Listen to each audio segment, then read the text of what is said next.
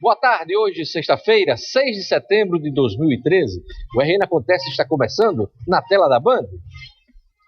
Adolescente quebra a porta, invade delegacia, briga com a guarda e acaba detido. Casal rouba a oficina da Polícia Civil na Ribeira. Rio Grande do Norte vai ser reconhecido nacionalmente como área livre da febre aftosa. Ministro Aldo Rebelo dos Esportes faz nova visita à Arena das Dunas. O deputado estadual Fernando Mineiro, do PT, é o entrevistado desta sexta-feira. Agora, o RN Acontece.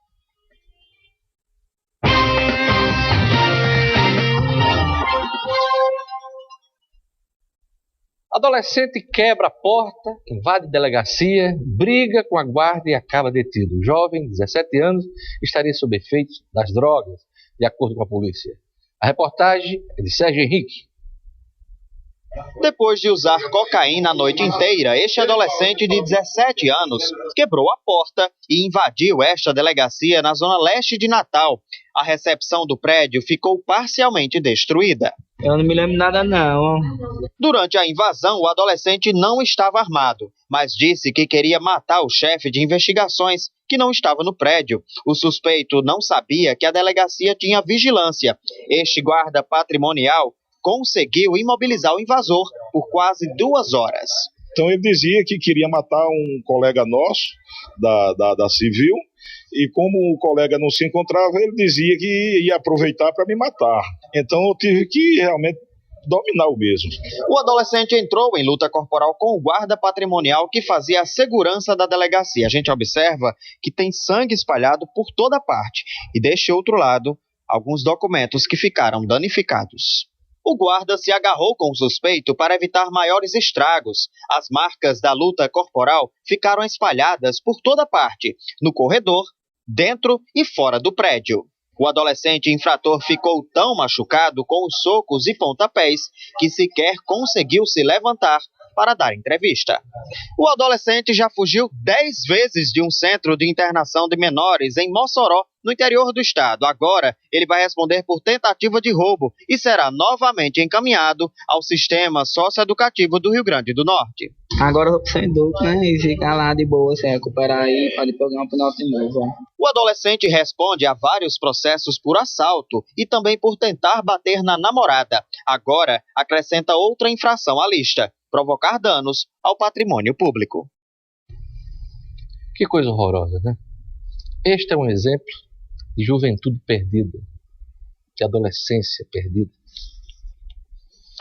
A ousadia dos bandidos parece não ter limites. Um casal rouba a oficina da Polícia Civil. As imagens foram divulgadas ontem pela Delegacia Geral da Polícia Civil. A oficina fica na Ribeira e o roubo ocorreu na madrugada da quinta-feira. A ação dos ladrões durou vários minutos. O casal criminoso conseguiu levar uma caixa de ferramentas, um carregador de baterias e peças de ar-condicionado. Apesar do monitoramento, o local não tem vigia noturno e o casal entrou e saiu da oficina sem qualquer problema. Agiram tranquilamente. Meu Deus, onde isso tudo vai parar, hein? Tem gente roubando a polícia e nada acontece, nada. Pessoal, respeita a polícia. Um ladrão foi espancado por moradores depois de invadir uma casa e fazer uma família refém em Lagoa Seca. Os detalhes com Sérgio Henrique. O criminoso de 18 anos foi identificado como Ítalo Pereira Severiano. Ele foi preso depois de tentar assaltar esta residência em Lagoa Seca, bairro da zona leste de Natal. O proprietário da casa se surpreendeu ao ver a mulher e a filha sob a mira de um revólver. Eu tinha ido deixar um sobrinho no colégio. Na minha volta, quando eu cheguei, estava minha esposa, minha filha, uma vizinha minha rendida por esse bandido dentro de casa. Eu, quando eu abri o portão aqui, entrei, eu pensei até que era uma pessoa conhecida de casa. Aí minha menina disse: pai, não reaja não, que é um assalto. A vítima e o agressor entraram em luta corporal. A briga foi parar no meio da rua. Amarildo mostra algumas marcas da violência durante a reação ao assalto. Ele pegou um baúzinho para eu guardar documento, coisa de trabalho, essas coisas. Aí disse: vai pegar uma peixeira para gente abrir o copo. No momento que eu fui entregar a faca, ele foi pegar a faca com a mão. Aí eu fui, soltei a faca e ele Quando tentou pegar a faca, eu atraquei no revólver. Aí pronto, a gente saiu agarrado com o revólver. Eu agarrado na mão dele com o revólver. Minha menina, com a gritaria, correu, se atracou com ele também. Mesmo imobilizado, o assaltante ainda efetuou 2 disparos de arma de fogo em via pública. Os moradores se revoltaram e espancaram o suspeito até a polícia chegar.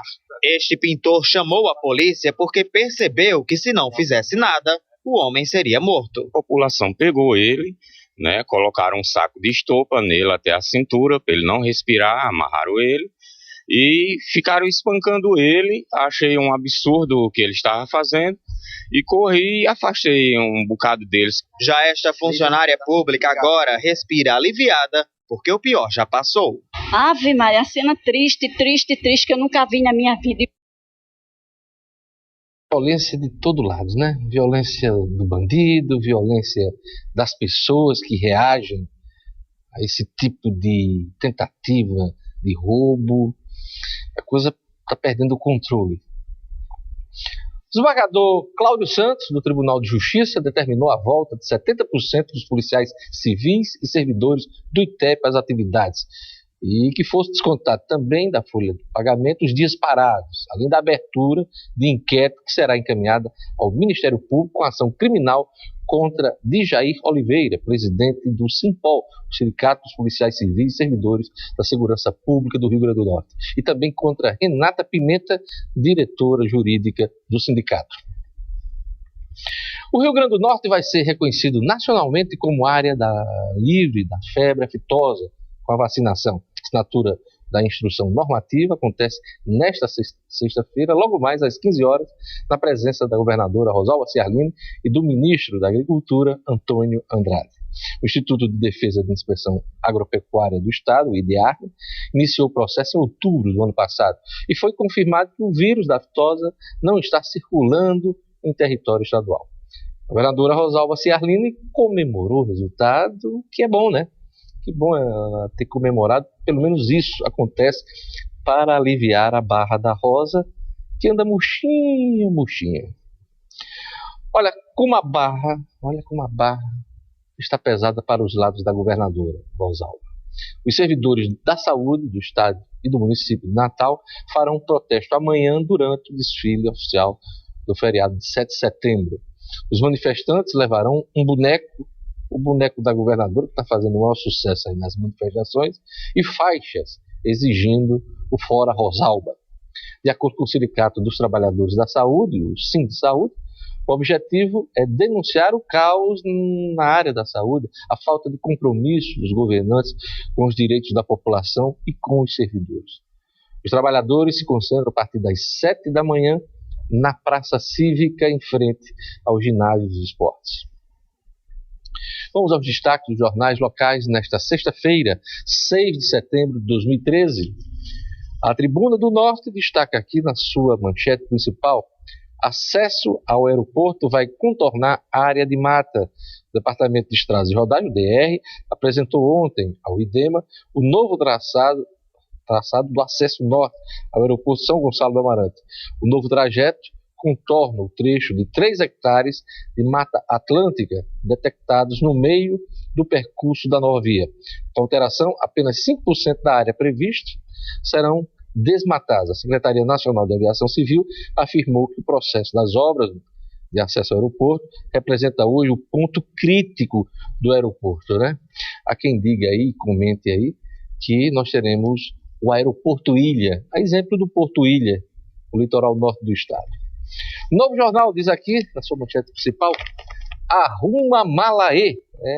Você lembra daquela música? Arruma malaê, arruma malaê. Pois é, a manchete aqui do Novo Jornal. Prefeito Carlos Eduardo pede à Câmara autorização para empréstimo de 104 milhões a fim de executar obras de mobilidade e anuncia fim do contrato com o novo hotel. Secretarias vão voltar para o edifício do CAU, né? Arruma malaê. Pois é. E nesta sexta-feira, 6 de setembro, o Portal de Notícias no Minuto destaca: 16 profissionais do Mais Médico já atuam no Rio Grande do Norte. A partir de hoje, até segunda, dia 9, os profissionais brasileiros inscritos nessa segunda fase devem fazer a homologação. Também é destaque no Minuto. Oficiais da Polícia Militar afirmam que não tem o que comemorar. Em nota, a categoria apresenta pontos que contrapõem o que é apresentado pelo governo em propagandas. Também é destaque no Minuto. Escolas não participarão do desfile do 7 de setembro. Medida foi tomada em comum acordo com os diretores das escolas, por motivos de segurança, por causa da série de manifestações previstas. Acesse o portal nominuto.com. Fácil. www.nominuto.com. Veja a seguir. IBGE registra pequena alta da inflação. Eu volto um instante. O RN acontece.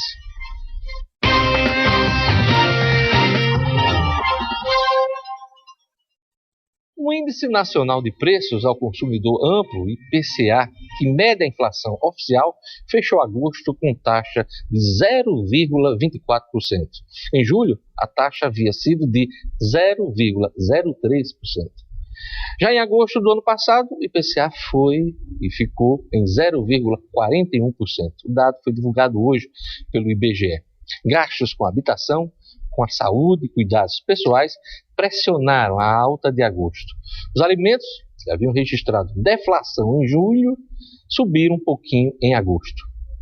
Olha, a inflação acumulada do ano já chega a 3,43%.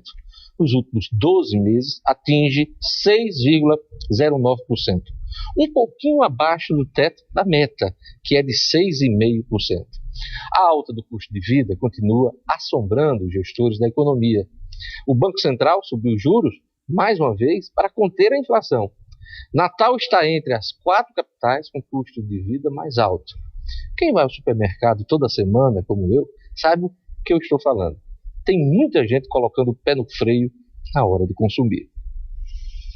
O ministro dos Esportes, Aldo Rebelo, fez hoje nova visita ao estádio da Copa em Natal, a Arena das Dunas. Mais de 88% das obras estão concluídas. A reportagem de Rayane Guedes. Até dezembro deste ano, o Brasil vai estar com mais 2 estádios que vão receber jogos da Copa do Mundo de 2014 prontos. A Arena das Dunas, em Natal, superou os 88% de conclusão e é a primeira no topo da lista das 6 obras em andamento. Eu acho que, além do futebol, a Arena das Dunas será também um ponto de atração turística pela beleza da sua arquitetura. Será um ponto também de encontro para serviços, para compras, restaurantes. Eu acho que nós não teremos um elefante branco. Aqui na Arena das Dunas, toda a parte de superestrutura da obra já foi concluída. Logo aqui ao fundo, você consegue ver a estrutura de cobertura sendo instalada. Os camarotes também estão quase prontos e até o gramado já está ganhando o tom de verde. O gramado, inclusive, é o único das 12 cidades-sedes que foi plantado e cultivado em clima tropical. A vegetação padrão FIFA veio direto das areias da Praia de Touros, no litoral norte potiguar, para o campo da Arena das Dunas. A arquibancada começa a ser preparada para receber os assentos e a cor que irá predominar será o azul. São 90 dias para jogar. Essa previsão agora, a gente está botando nutriente, vai ter o primeiro corte nos próximos dias. Sobre as obras de mobilidade urbana que cercam a Copa do Mundo de 2014, a governadora do estado do Rio Grande do Norte deixou um recado. As obras de mobilidade, como o senhor está dizendo, talvez algumas não fiquem prontas para exatamente a Copa. No dia dos jogos, é feriado, tudo vai ficar mais fácil. Mas o importante é que nós conseguimos para Natal, para o Rio Grande do Norte, para a mobilidade futura. É quem dera que, além do gramado padrão FIFA, a gente tivesse saúde padrão FIFA, educação padrão FIFA, mobilidade padrão FIFA, né? Natal ia ser uma maravilha. Olha, apesar de ter dito em várias entrevistas, inclusive a mim, que salvou as obras da Copa em Natal, o prefeito Carlos Eduardo Alves disse ontem o que muita gente já tem como certeza. Abre aspas, palavra do prefeito. Natal não tem obra ambiental, de mobilidade, de cidadania, diferente das outras capitais que vão sediar a Copa, que já estão terminando suas obras, fecha aspas. E o prefeito condicionou algum legado, aprovação, algum legado da Copa, a aprovação de uma lei que autoriza a Prefeitura de Natal a contratar, junto à Caixa Econômica Federal, um empréstimo de R$ 104 milhões destinado à contrapartida das obras de mobilidade que o prefeito ainda sonha tocar na capital. Carlos Eduardo Alves, um gesto tido de humildade, pelo menos foi recebido assim ontem, ao comparecer pessoalmente ao Legislativo Municipal, disse aos vereadores, abre aspas, palavras do prefeito, se esse empréstimo não for aprovado, o único legado da Copa do Mundo para Natal será o Arena das Dunas, fecha aspas. Há muito tempo eu venho dizendo isto. Afora alguma obra de maquiagem no entorno do estádio e nos corredores do turista, a Copa em Natal vai se restringir à Arena das Dunas. Esse é o sentimento de muita gente. Se os vereadores aprovarem o empréstimo da contrapartida, Carlos Eduardo Alves promete construir em 8 meses o que a Prefeitura deveria ter realizado em 53 meses, desde os tempos da administração de Micarla de Souza, de tenebrosa memória. Sinceramente, eu não acredito que isso aconteça. Não há recurso, não há tempo hábil. Carlos Eduardo pretende tocar 3 projetos que ele considera de mobilidade. Primeiro, obras de drenagem para resolver 32 pontos de alagamento na cidade. 55 quilômetros de calçadas e abrigos de ônibus. E a construção de túneis ao redor da Arena das Dunas. Este é o legado que está sendo prometido. Este é o legado da Copa em Natal. A meu ver, tudo não passa de melhoria para o fluxo de turistas os turistas que vão estar em Natal durante o torneio mundial. E o que foi prometido para resolver os problemas de mobilidade em outras regiões, hein? E o Protransporte na Zona Norte? E o túnel da BR-101 em direção à Nova Parnamirim? E o prolongamento da Prudente de Moraes? E os acessos para o novo aeroporto em São Gonçalo do Amarante? Aí você pode me questionar, mas Diógenes, você está misturando obras da matriz do governo e obras da matriz da Prefeitura de Natal? Eu estou fazendo isso de propósito.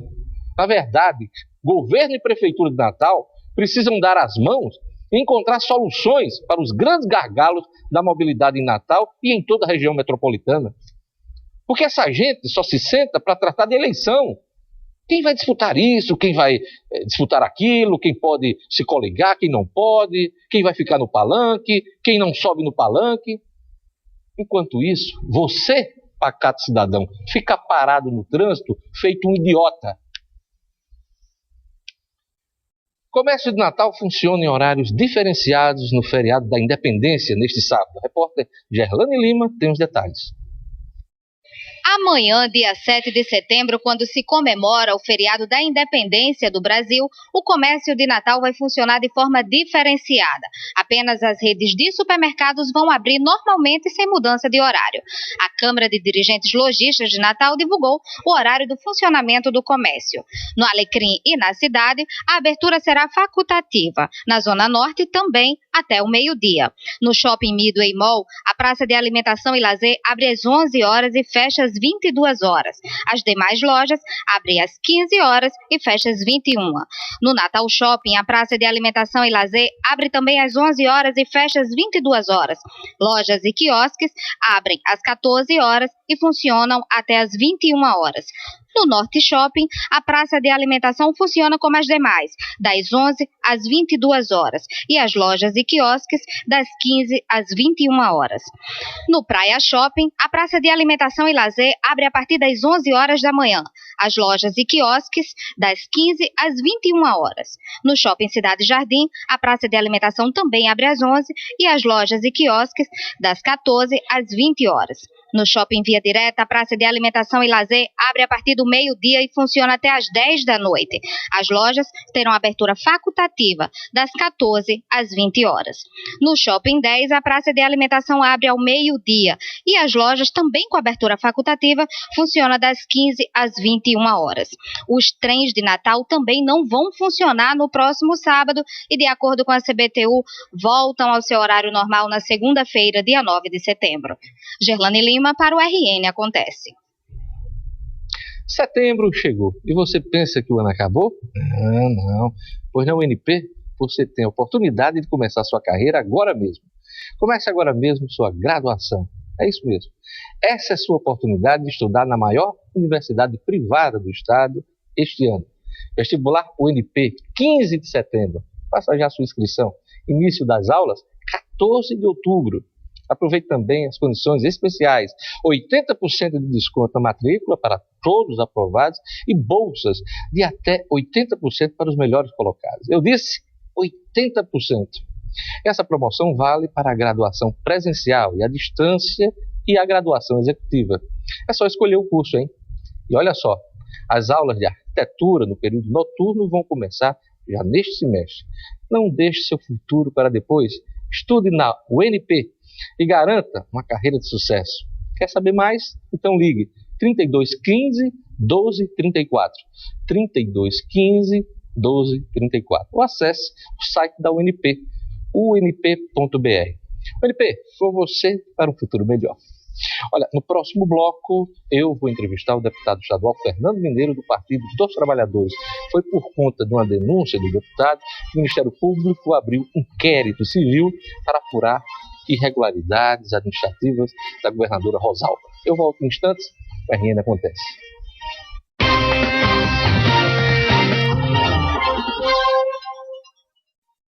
O Ministério Público abriu inquérito para apurar irregularidades da governadora Rosalba Ciarline na aplicação de recursos da educação. A denúncia foi feita pelo deputado Fernando Mineiro, do PT, que eu me lembro foi até numa entrevista que ele deu para mim no rádio. Logo em seguida, ele chegou e foi ao Ministério Público fazer essa denúncia. Boa tarde, Mineiro. Boa tarde, Jorge. Um prazer estar aqui com você, com seus telespectadores e a sua equipe. Estou às suas ordens. O que consta nessa denúncia que você apresentou ao Ministério Público, né? Chegou a representar, e que virou inquérito por parte dos promotores? Olha, você lembrou bem. Foi em primeira mão lá no seu programa que eu falei do relatório do Tribunal de Contas do Estado. É bom explicar sobre isso, porque às vezes querem desviar o foco do assunto, né?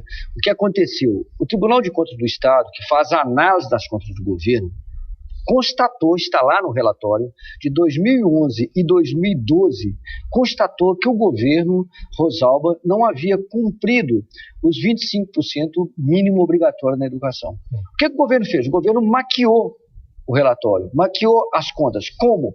Lá no relatório, nas contas do governo, está mostrando, de hoje, que o governo cumpriu 30%. Só que, quando você vai analisar o que compõe os 30%, na verdade tem 24% cumprido. Porque ele colocou nas contas o gasto com a previdência dos inativos. Esse 1% já... Esse 1% representou, para você ter uma ideia, no ano de 2011 e 2012, 165 milhões de reais.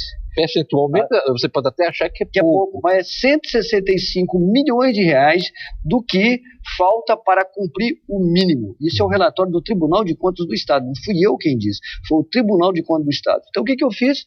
Peguei esse relatório, anexei o relatório numa representação e encaminhei ao Ministério Público. Aí, eu analisando as contas de 2013, o que eu constatei de hoje? Que a prática continua em 2013. No primeiro semestre de 2013, o governo faz a mesma maquiagem. Você é só analisar, está no Diário Oficial, né? Analisar os dados. Ele coloca novamente para provar, entre aspas, que cumpriu o que manda a lei, ele coloca a despesa com inativos ou com a previdência. Isso é proibido. Então foi isso. E foi por isso que o Ministério Público acatou a nossa representação e abriu um inquérito civil para analisar. Você fica, de certa forma, igual uma lavada no sentido assim, de ter constatado, na verdade você fez uma leitura do relatório do tribunal, constatou e encaminhou aí para a averiguação. Você ficou satisfeito com o resultado da abertura do inquérito? Não, eu gostaria de não ter nem precisar de ter feito isso, viu, Jorge? Eu não acho legal assim você ter que agir para entrar na justiça para que o gestor cumpra a lei. né? Não acho legal, não fico satisfeito com isso. Eu faço querendo que as coisas mudem, né? Não acho legal. Agora o Ministério Público está cumprindo o seu papel, eu estou cumprindo o meu papel, e o Ministério Público está cumprindo o papel dele. Porque, né, na verdade, essa luta é uma luta que deveria ter, inclusive, o apoio da própria Secretaria de Educação. Por quê? Porque é a luta por mais recursos para a educação, né? O que eu estou querendo é que cumpra a lei e que tenha mais recursos para a educação. Você chegou a encaminhar esses dados, ou esse relatório, à secretária, a professora Betânia Ramalho, antes de tomar alguma medida, no caso de denúncia ao Ministério Público? Não, eu falei na Assembleia sobre isso, e a reação, infelizmente, da secretária foi dizer que eu estava mentindo, que não é isso. Ela disse que você estava mentindo? Que era inverdade, né? E que o governo passado também tinha feito, como se o governo passado ter feito ou não, justificava ela fazer agora. Então, foi isso que saiu nos jornais.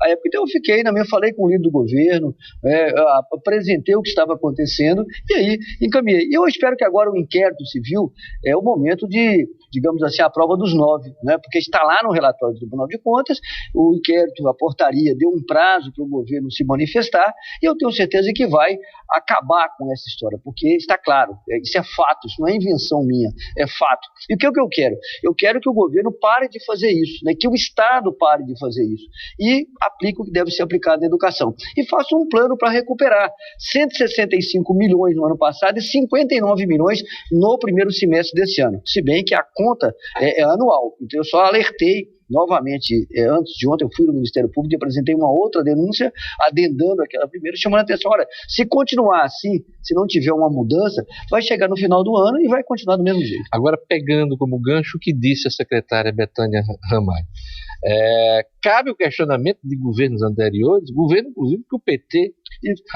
foi aliado. Se ela tem um questionamento, eu acho que ela que deveria entrar com ação, né, como nova gestora, chamar a atenção. O que não pode é dizer assim, o passado fez, eu estou fazendo, né? Então, mas o deputado Mineiro, que teve o olhar, a preocupação de verificar os números de 2011, 2012, não poderia também ter olhado dos anos anteriores? Poderia, se eu tivesse tido acesso ao relatório do Fundef, que eu não tive, né, acesso a esse relatório do Fundef. Então nós não tivemos acesso a esse relatório. E no mais, eu me sinto muito à vontade, porque nós recebemos representação na época do governo Garibaldi, cobramos do governo Vilma sobre isso, apoiei todas as lutas dos educadores, inclusive no governo Vilma e no governo BD, que nós apoiamos, todo mundo sabe qual é a posição pública em relação a isso. Além disso, eu acho que é uma luta que passa a luta partidária, né? A luta passa pela questão da educação e já está claro, né? Independente de governo A ou B ou C, deve se cumprir. Então, pronto, ponto final nessa questão. Deputado Fernando Mineiro, o senhor é um dos parlamentares que mais verifica, acompanha,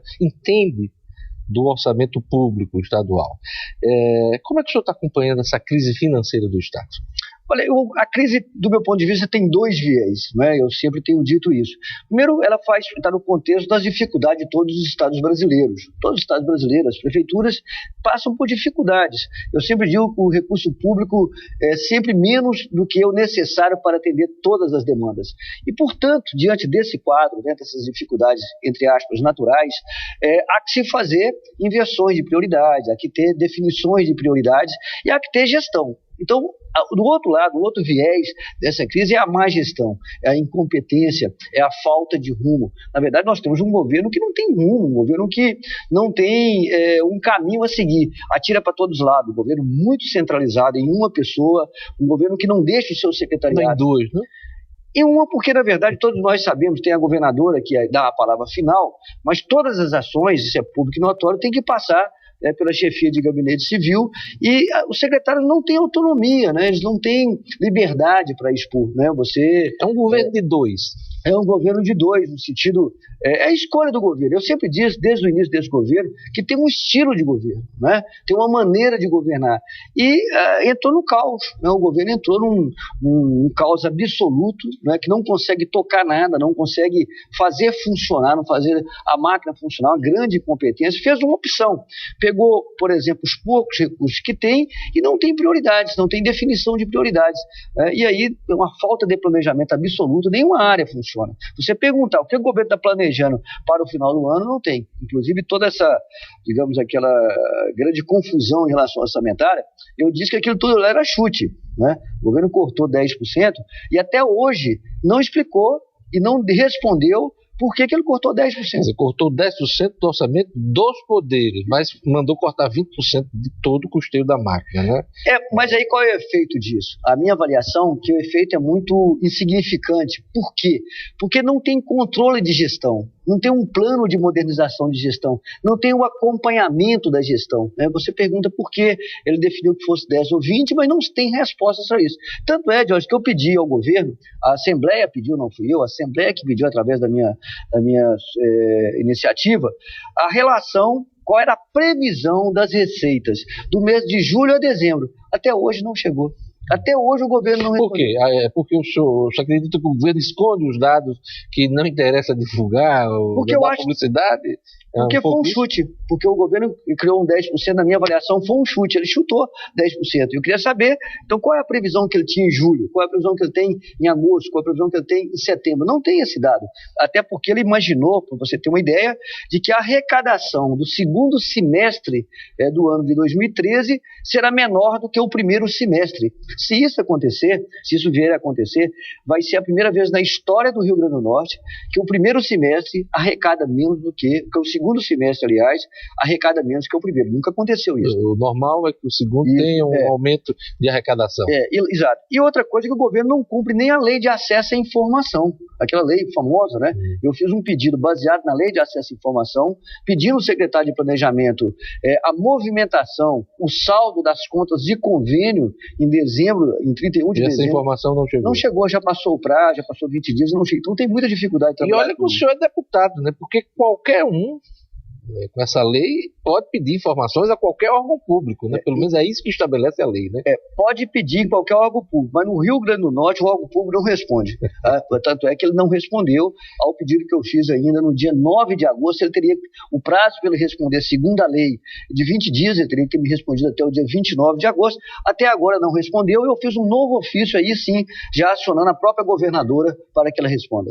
Antes da gente falar um pouquinho sobre política partidária, eu queria um comentário do senhor sobre essa crise orçamentária. A gente vai ter um final aí, final qualquer, seja feliz ou não? Olha, eu acho que a situação é muito falta de controle, a minha avaliação. Eu torço para que tenha. O problema é que o governo não escuta, né? O governo é muito impermeável. Eu digo que o governo é inajudável, né? Mas você quer dar uma sugestão, você quer propor um outro caminho, mas não, é muito fechado em si próprio. Então, o governo que relega em segundo plano qualquer outra opinião, não escuta nem os aliados, pelo que eu entendi. Essa crise política... Explodiu tudo, né? Exatamente. Essa crise política é resultado de um estilo de não escutar, desarticulação, de não escutar nem os aliados. Então eu não posso querer que o governo me escute como oposição, né? Se nem os aliados ele escuta. Foi criado um conselho, o conselho se reuniu 1 ou 2 vezes e o principal partido, né, da base de apoio, o PMDB, está fora do governo agora. Está fora, e o próprio partido dela, você vê Democratas, o Democratas, né?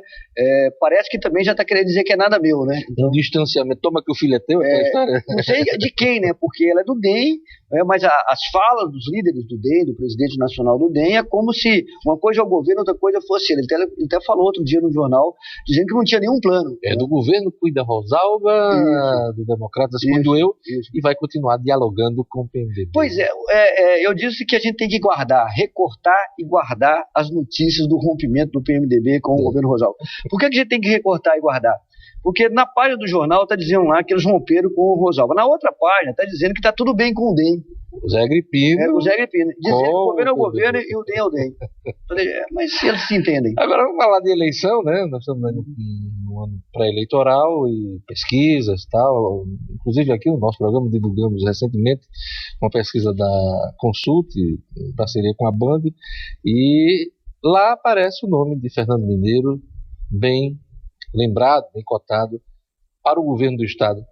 O senhor pode ser candidato ao governo do Estado? Olha, Jorge, eu quero até aproveitar a oportunidade e agradecer as pessoas que indicaram o meu nome, né? E o meu nome está à disposição do PT, eu já coloquei o meu nome à disposição do Partido dos Trabalhadores. De candidato. Lógico, eu sou, se depender da minha vontade, meu nome está à disposição do PT, mas não depende da minha vontade, depende do Partido dos Trabalhadores primeiro e depende do conjunto de outras forças políticas. Mas minha energia maior nesse momento, Jorge, é estudar, propor ações para o Rio Grande do Norte. Eu estou muito envolvido nessa questão. Nós temos pensado o Estado a partir de 3 questões. A questão da própria estrutura do Estado, a questão administrativa, eu estou estudando a questão administrativa, vamos apresentar propostas em relação a isso.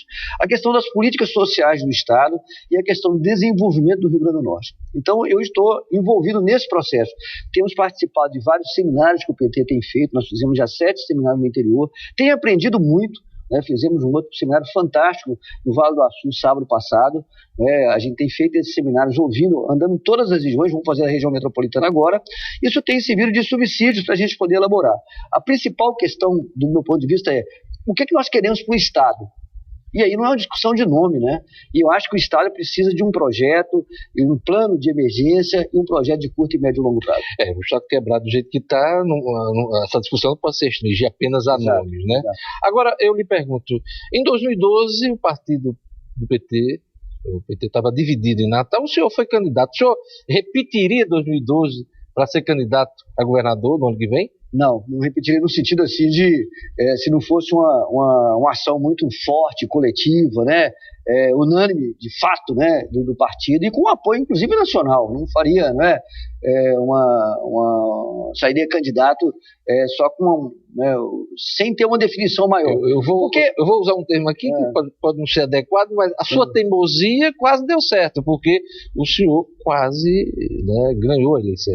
É porque eu tinha uma leitura que tinha um espaço, e nós fizemos um trabalho muito grande. Ganhou a eleição, vamos deixar bem claro, o Mineiro quase passa para o segundo turno, e caso passasse, talvez a história fosse diferente. Mas veja só, aquilo ali, o resultado de 2012 foi um resultado anterior de um trabalho que o PT fez, o PT da direção municipal. Sou muito grato à direção municipal do PT no Estado, no sentido de ter feito um trabalho muito forte em relação à preparação, né, de debater nos bairros. Eu visitei muito bairro e ainda visito, continuo fazendo um trabalho muito forte nos bairros, nas periferias, conversando com as pessoas, e acho que o Estado é diferente. Eu não comparo, cada eleição é uma coisa, o Estado é totalmente diferente, o contexto é diferente, mas eu estou disposto, viu?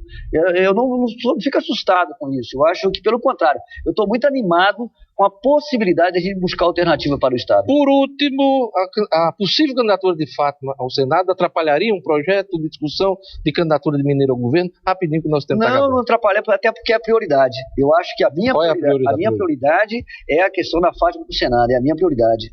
Assim, eu acho que nós temos uma grande oportunidade. Mas esse projeto não atrapalharia uma eventual discussão de governo? Não atrapalha por isso, né? Como é a prioridade, eu acho que a prioridade, nós temos grandes chances reais em relação a isso, é uma construção, né? Agora, se o partido me escolher, pode ter certeza que nós vamos fazer um grande trabalho para discutir o Rio Grande do Norte, agregar compromissos, agregar propostas para o nosso Estado.